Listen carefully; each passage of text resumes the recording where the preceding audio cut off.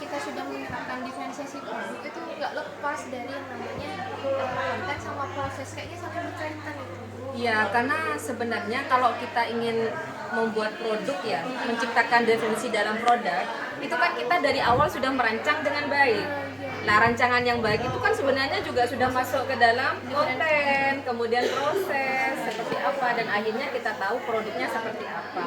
Jadi menurut saya 3 strategi baik itu diferensiasi proses, konten, proses, dan produk itu tidak bisa dipisah. Itu satu kesatuan. Apa ada dampak signifikan nanti kalau memang dari ketiga strategi itu kita pakai satu saja?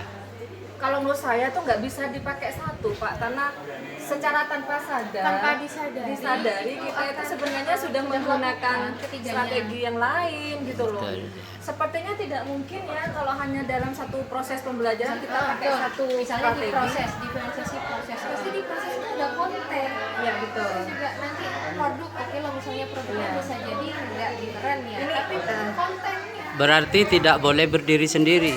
Dalam Ya. arti susah kalau Susah saya kalau- kasih tahu gini loh Pak, kayak saya ingin anak itu pada saat memberikan produk ke saya itu dengan berbagai macam, mungkin mereka membuat presentasi, mereka membaca, mereka bisa dengan pakai audiovisual. Tapi dari awal kan ketika kita memberikan, nak kamu produknya harus seperti ini, dari awal kan saya merancang anak itu sudah saya pilah-pilah mana anak yang memang dia mampu untuk memberikan produk dengan audiovisual, mana anak yang bisa mampu hanya dengan membaca. Kemudian di situ kan saya kadang memberi contoh, Pak.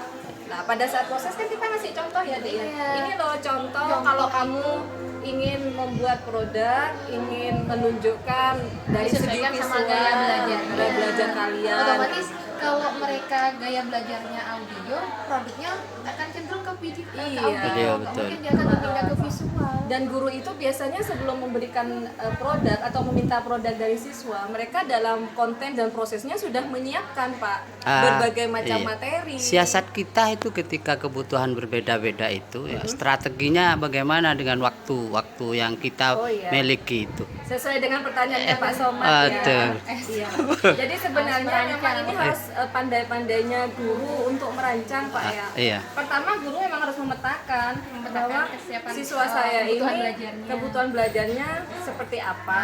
Pemetaan itu bisa kita lihat dari pembelajaran sebelumnya. Iya. Bisa melakukan tes awal atau bisa kita kolaborasi dengan kayak Guru lain atau kita minta tolong ke guru sebelumnya atau ke guru BK atau mungkin pretest, Pak. Oh, Nah, kalau pretest, ya. pretest itu kan kita kadang apa yang kamu suka dari ini kan kita tahu kan jawaban siswa itu mencerminkan kebutuhan mereka sukanya di mana. gimana kemampuannya bagaimana. Atau mungkin bisa langsung interview siswanya, Bu Novi. Kalau saya biasanya ngasih itu Bu, pertanyaan Iya. secara lisan, terus siapa yang bisa. Nah itu kan sebenarnya juga Iya.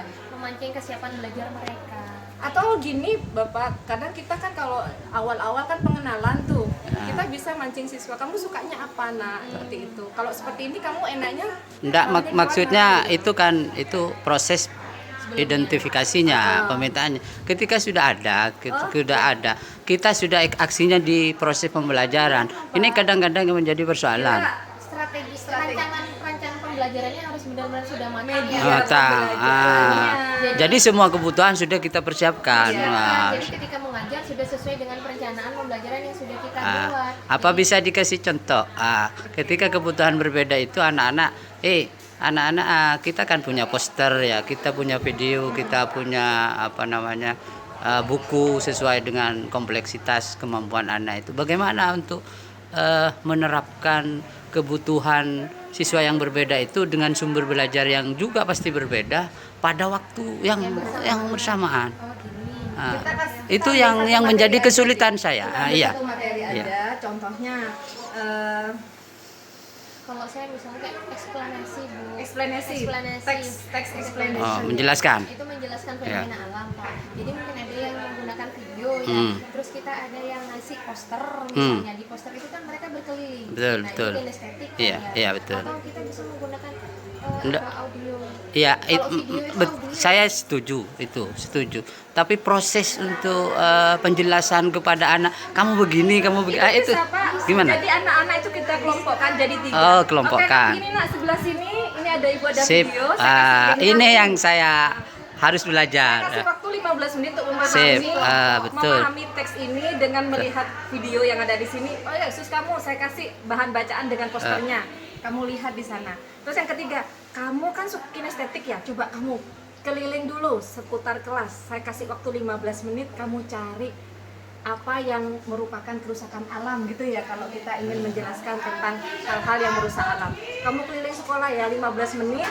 Jadi ada 3 kelompok anak sudah nih Pak. Kelompok Betul. yang bisa melihat audio bagaimana kerusakan alam terjadi di Indonesia, kasih link.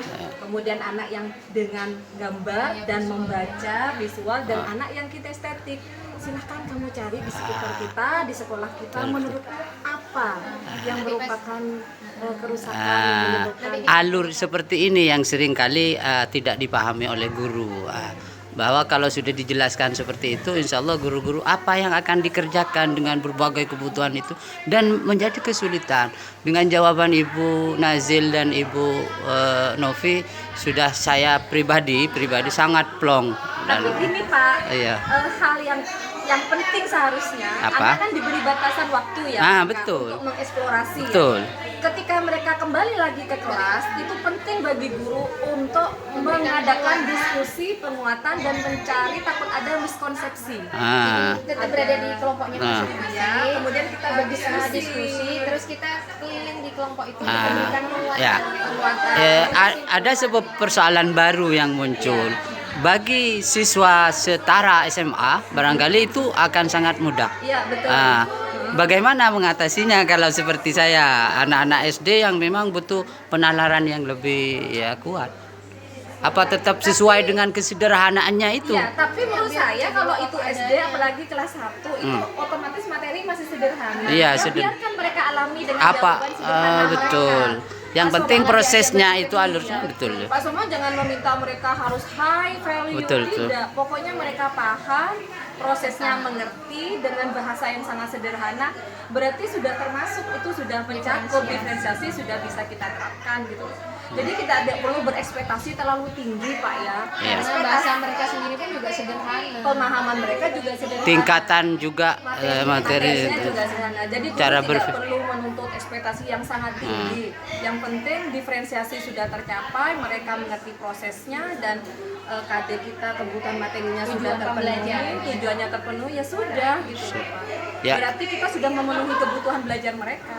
Ya, atas beberapa penjelasan saya sangat berterima kasih, dan ini barangkali bisa dijadikan panduan pedoman saya nanti di SD, seperti yang panjenengan tahu bahwa saya adalah seorang guru SD kelas 1B. Terima kasih.